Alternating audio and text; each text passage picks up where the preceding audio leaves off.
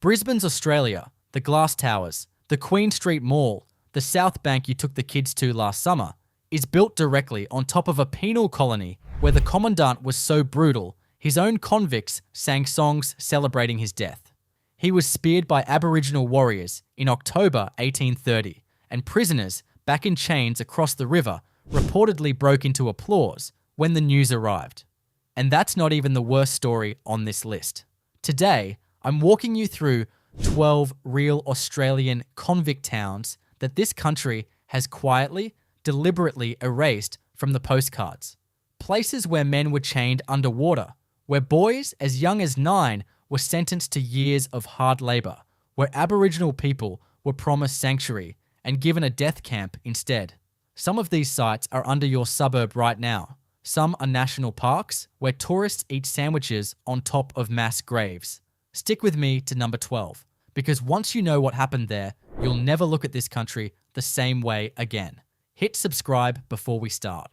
You'll want to find this channel again. Number 1, Newcastle, New South Wales, Coal River. We start in 1801. Sydney's Governor King has a problem. Convicts who reoffend in the new colony need somewhere worse to be sent. So he picks a spot 160 kilometres north of Sydney at the mouth of the Hunter River and names it after a coal town in England. Newcastle, or as the convicts called it back then, Coal River. The setup was simple and savage. Reoffenders, men who'd already done their time on chains in Sydney and then committed another crime, were shipped here to mine coal by candlelight, fell cedar from the Hunter forests, and burn lime from oyster shells along the beach. The cliffs around what's now Nobby's Beach are honeycombed with the tunnels these men cut by hand. Many died in roof falls. Records were poor. Bodies stayed where they fell. Here's the disturbing part. By 1823, the colonial government decided the Hunter Valley was too valuable for free settlers to be put off by the convict stink. So the entire penal operation was packed up and shipped further north to Port Macquarie, and Newcastle was open to free settlement almost overnight. The convict graves were paved over. The records were filed away. The town was rebranded as a respectable port. Walk along Newcastle's foreshore today, and you're walking over the oldest export coal mine in Australia, dug entirely by chained men with names history forgot. The tunnels are still down there. Some have been mapped. Most are still sealed. Newcastle was Australia's first secondary punishment station, and it's the country's first great act of historical erasure.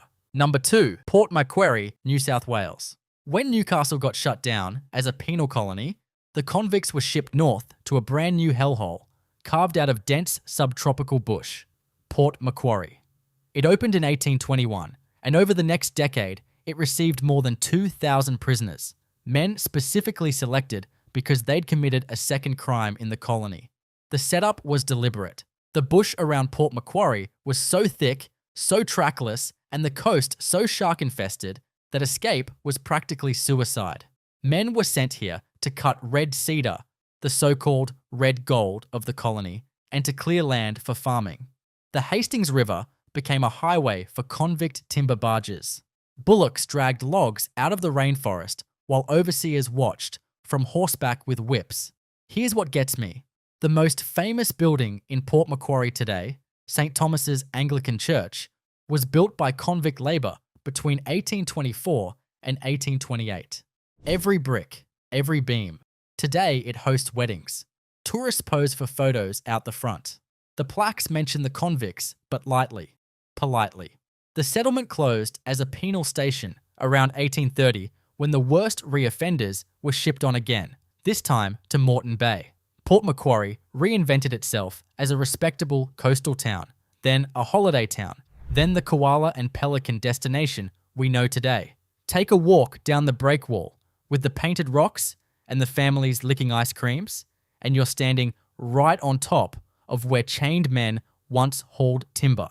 The town has not erased its convict past on purpose. It just allowed everyone to forget, which in some ways is worse. Number 3, Moreton Bay, Queensland. Now we cross the border into Queensland. Brisbane. Today, Glass Towers, Story Bridge, South Bank Lagoon, the lot. In 1824, this exact stretch of riverbank became one of the most feared addresses in the British Empire. The Moreton Bay penal settlement, set up specifically for convicts who'd reoffended at Port Macquarie. So you've got men who failed at Sydney, then failed at Newcastle, then failed at Port Macquarie. Where do they go? Here. At its peak in 1831, Moreton Bay held nearly 1,000 male convicts. The commandant from 1826 to 1830 was a Scottish officer named Captain Patrick Logan, and his name still makes Queensland historians wince. Logan ran the place on the lash. Floggings of 50, 100, even 150 lashes were routine for offences as small as looking insolent or speaking out of turn. Hospital records show men returning to work with backs still bleeding from the previous week's flogging.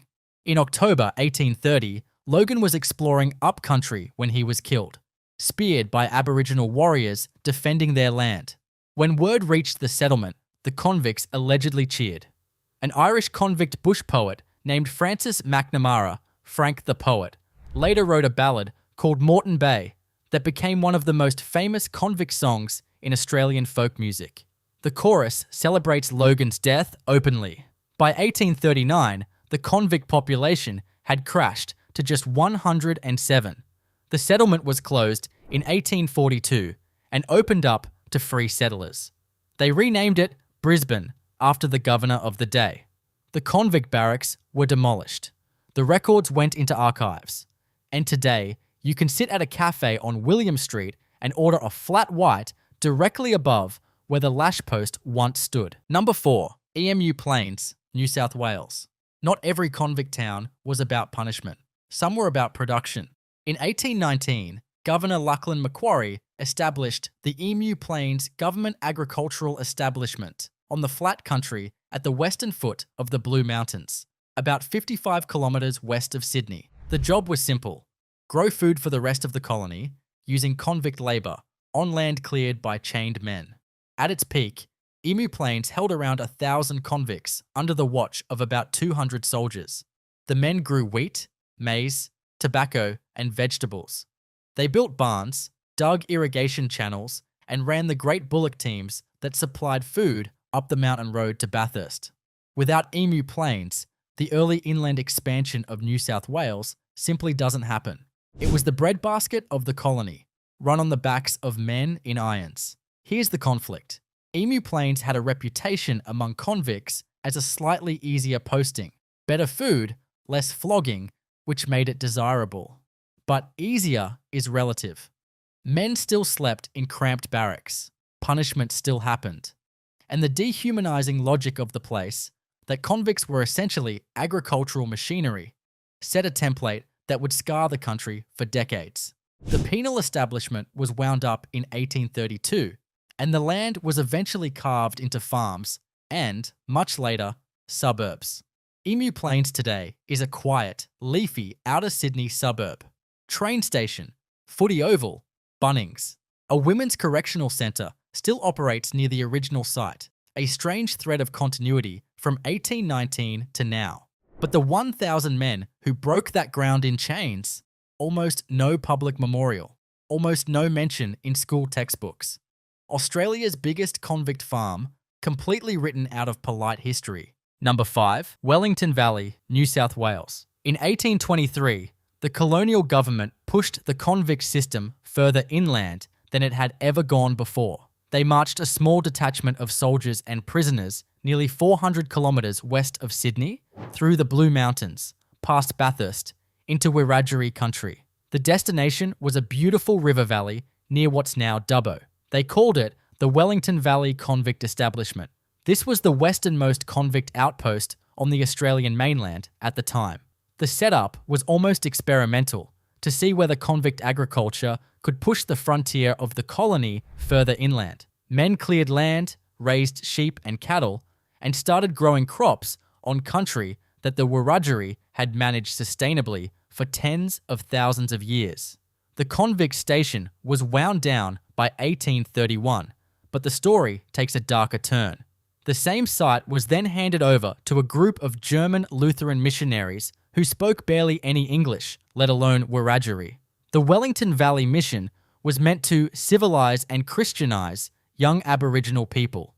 Instead, it collapsed in scandal in 1844, with accusations of abuse, broken promises, and a documented failure to protect the children in its care. Quick one, we're halfway through, and the next 6 are arguably even darker than the first 5.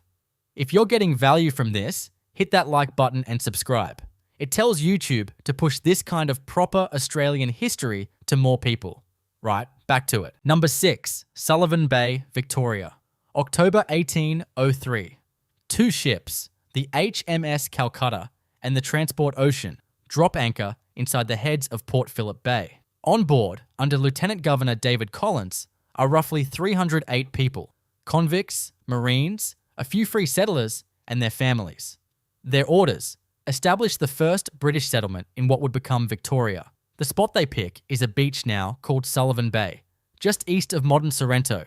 It was a disaster from week 1. The water was brackish, the soil was sand. The local Boon Wurrung people understandably wanted these strangers gone.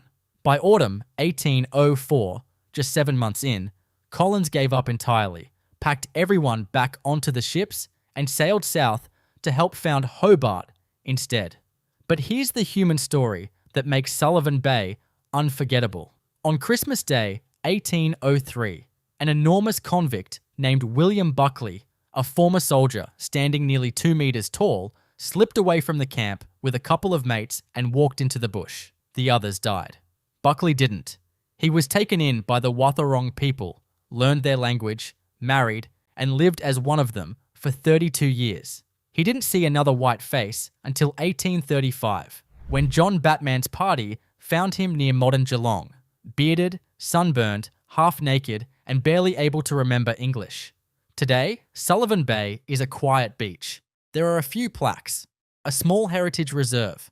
Most of the tourists eating fish and chips on the foreshore have no idea that Victoria's first European settlement sat right under their towels. The expression, "You've got Buckley's chance," still echoes through Australian slang, and almost nobody knows where it came from. Number 7, Risden Cove, Tasmania, September 1803. A few weeks before Sullivan Bay's failed Victorian landing, another small British expedition under Lieutenant John Bowen sailed up the Derwent River in Tasmania and planted a flag on a quiet, grassy eastern bank. He called the place Risden Cove. It became the very first British settlement on Tasmanian soil. The setup was modest, maybe 50 people, a handful of convicts, soldiers, and a few free settlers. The problem was, Bowen had picked badly. The water was unreliable, the land flooded. When David Collins arrived from the failed Sullivan Bay venture in February 1804,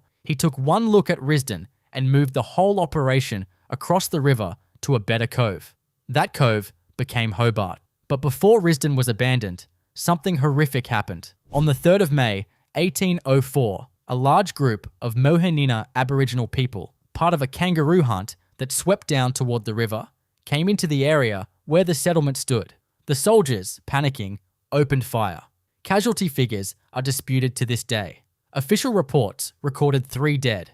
Aboriginal oral history and some colonial witnesses put the number much higher, possibly dozens. It became known as the Risden Cove Massacre, and many historians mark it as the opening act of the Black War. Today, Risden Cove is no longer a settlement at all. In 1995, the Australian government returned the land to the Tasmanian Aboriginal Centre. It's now a place of remembrance managed by the Palawa people. There's no town there, no suburb, just paddocks, a small interpretive centre, and the quiet weight of being the place where Tasmania's terrible history began. Number 8, Darlington, Maria Island, Tasmania. About 80 kilometres up the east coast of Tasmania, Maria Island sits like a dropped pendant in the sea. It looks like a postcard now. Wombats grazing on green slopes, fairy penguins on the beach, painted cliffs of yellow and red sandstone. But between 1825 and 1850, this island held one of the strangest convict experiments in the British Empire. Darlington Probation Station. The setup ran in 2 phases.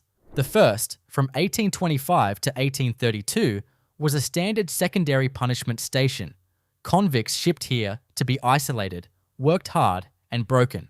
The second phase, from 1842, was something different. Under the new probation system, convicts weren't simply punished. They were graded, worked in gangs, slowly earned the right to better food, better quarters, eventual freedom. It was an early and deeply flawed, some might experiment in what we'd now call rehabilitation. Around 600 men were held at Darlington at any one time at its peak. They built the penitentiary, the commissariat, the mill, the chapel. Almost all of those buildings are still standing. UNESCO added Darlington to its World Heritage List in 2010, alongside Port Arthur and 9 other convict sites. And yet, the visitor numbers are a fraction of Port Arthur's. Most people come for the wildlife and don't realise they're walking through one of the most intact convict towns in the world. Wander Darlington today and you'll see wombats nosing through the ruined kitchens, Cape Barren geese grazing in front of the chapel, and the wind cutting through empty cell windows. A ghost town that the government simply walked away from. Maria Island is what every other convict site on this list would look like if Australia hadn't paved over the evidence. Number 9. Point Puer, Tasmania. Across Storm Bay on the Tasman Peninsula, less than a kilometre from the famous ruins of Port Arthur, sits a small, scrubby headland that almost no tourist photographs. Point Puer. From 1834 to 1849, this windswept point held something that should make every modern Australian deeply uncomfortable. Britain's first purpose-built juvenile prison. Around 3,000 boys passed through Point Puer in 15 years. The youngest were just 9 years old. Their crimes? Stealing handkerchiefs, pocketing coins, pinching loaves of bread. One boy was sent here for stealing toys. The colonial idea was rehabilitation. Keep the boys away from adult convicts, teach them trades, give them a fresh start. The reality was floggings, isolation cells, bullying among the boys themselves, and documented sexual abuse that the authorities did almost nothing to stop. Boys at Point Puer worked in blacksmiths' shops, on stone-cutting gangs, in the bootmakers. They quarried stone that was then ferried across the bay to build the Port Arthur Penitentiary. The skilled trades they learned were real. So was the trauma. Suicide attempts among the boys were recorded with chilling regularity. Some never spoke about their years there for the rest of their lives. The station closed in 1849 when the boys were moved into the main Port Arthur system. The buildings were dismantled, the stone repurposed. Today, Point Puer is mostly grass and low scrub, with a handful of foundation stones poking through. The Port Arthur Historic Site Authority runs a small exhibition called Little Depraved Felons, the term British administrators actually used. 3,000 boys, most under 16, one of the darkest experiments in modern penal history, and a story Australia has barely begun to tell out loud. Number 10. Sarah Island, Tasmania. Now we cross to the west coast of Tasmania, and into what was, for over a decade, the most feared place in the British Empire, Sarah Island. A speck of land in the middle of Macquarie Harbour, ringed by impenetrable rainforest. The only sea entrance, a treacherous narrow gap called Hell's Gates. The penal station opened in 1822, 10 years before Port Arthur even existed. The setup was deliberate engineering of misery. Convicts worked from before dawn until after dark, often in waist-deep freezing water, hauling massive Huon pine logs for the colonial shipbuilding trade. Men slept chained in pairs in damp wooden barracks. Floggings were daily. Suicide rates were so high, the chaplain, the Reverend William Schofield, kept meticulous, horrifying records. Then came 1822. 8 convicts escaped into the trackless rainforest, including an Irishman named Alexander Pierce. There was no food. There was no way out. One by one, the men started disappearing, and Pierce killed and ate them. He came out of the bush alone, weeks later, was recaptured, escaped again with one more companion, killed and ate him too, and was finally hanged in Hobart in 1824. The story shocked Britain. It inspired the 2009 film Van Diemen's Land, and is still one of the most infamous cannibalism cases in modern history. Sarah Island closed in 1833 as Port Arthur ramped up. The buildings were stripped, the bricks reused. Today, the island is a stop on Gordon River, cruises out of Strahan, a half-hour walk among crumbling foundations under tall trees. Guides tell the stories. Most tourists leave shaken. Before Port Arthur, before Norfolk Island, this was the bottom of the system, and almost nobody outside Tasmania knows its name. Number 11, Wybalenna, Flinders Island. This one is not a convict station for whites, but it was staffed by convicts, run on convict labour, and is arguably the single darkest place on this list.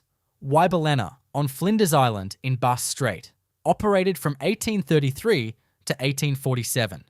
The setup came out of the Black War. After years of violence between settlers and Tasmanian Aboriginal people, a Methodist preacher named George Augustus Robinson convinced surviving Aboriginal groups to come with him to a sanctuary on Flinders Island. He promised them safety, food, a return to their land when peace was restored. Roughly 200 Tasmanian Aboriginal people were brought to Wybalenna under this promise. It was a death camp in everything but name. Inadequate food, European diseases, influenza, pneumonia, dysentery, tore through the settlement. The convicts who staffed it gave the residents European names, European clothes, and Sunday school lessons. Children were separated from parents. By the time the settlement closed in 1847, fewer than 50 of the original 200 were still alive. The survivors were moved to Oyster Cove near Hobart, where most also died. One of those survivors was a Nuanona woman named Truganini. She lived through Wybalenna, through Oyster Cove, and was for decades wrongly called the last Tasmanian Aboriginal. The Tasmanian Aboriginal community, the Palawa, never disappeared. They were just made invisible. Today, the brick chapel and a cemetery still stand at Wybalenna. The land was returned to the Palawa community in 1999. Walk through that long grass on a windy day and you can feel the size of what happened there. A promise, a betrayal, a near erasure. This is the country we live in. Number 12, Norfolk Island, second settlement. Finally, the place that historian Robert Hughes called the worst place on earth in the fatal shore. Norfolk Island, out in the Pacific, 1,400 kilometres northeast of Sydney. The first British settlement there ran from 1788 to 1814 and was reasonably mundane. The second settlement from 1825 to 1855 was something else entirely. This was the place reserved for the worst of the worst. Reoffenders from Sydney, from Hobart, from Moreton Bay. Men sent here had already failed at every other punishment the Empire had. Between 1825 and 1843, over 6,000 convicts passed through. Floggings were savage. The suicide lotteries, convicts allegedly drawing lots to murder each other just for the chance of being hanged and finally out, were documented by Bishop Robert Wilson in official reports. In 1840, a Scottish naval officer named Alexander Macquarie arrived with a radical idea. He called it the mark system. Convicts could earn marks for good behaviour and effort, and the marks would buy them privileges, then freedom. He banned the worst floggings. He gave the men books. The murder rate collapsed. Macquarie was sacked in 1844 by a horrified colonial office, but his mark system is now considered the direct ancestor of the modern parole system used by virtually every justice system on earth. The man who reformed it was buried in obscurity. His ideas went global. In July 1846, a convict named William Jackie Westwood led a mutiny. 4 staff were killed. 12 mutineers were hanged in a single round of executions. The settlement closed in 1855. Today, Norfolk Island is a quiet, beautiful UNESCO World Heritage Site. Tourists wander the Kingston ruins eating ice cream, and under their feet, 6,000 men's stories sit in unmarked silence. 12 towns, 12 forgotten places. From a coal mine under Newcastle to a death camp in Bass Strait. From a Brisbane lash post to a Pacific island where the murder rate became a kind of mercy. The thread that runs through all of them is the same. Australia did this. And then Australia decided not to talk about it. The convict system didn't end neatly in 1868. Its bones are under your suburb. Its buildings are your wedding venues. Its descendants are walking around with your surname. Around 20% of modern Australians are descended from at least one transported convict. Most don't know which one because the records were quietly buried by families who were ashamed. There's no shame in any of this. The shame belongs to the system that did it, not the people who survived it, and certainly not the Aboriginal nations whose country was stolen to build it. The least we can do, almost 2 centuries later, is say the names out loud. Sarah Island, Wybalenna, Point Puer, Moreton Bay, Risden Cove. If this taught you something you didn't know about your own country, drop a comment below telling me which town shocked you most. Hit subscribe if you want more proper Australian deep dives. No fluff, no whitewash, just the real story. Look after yourselves out there. And next time you walk past an old sandstone wall in this country, stop for a second and ask who cut the stone.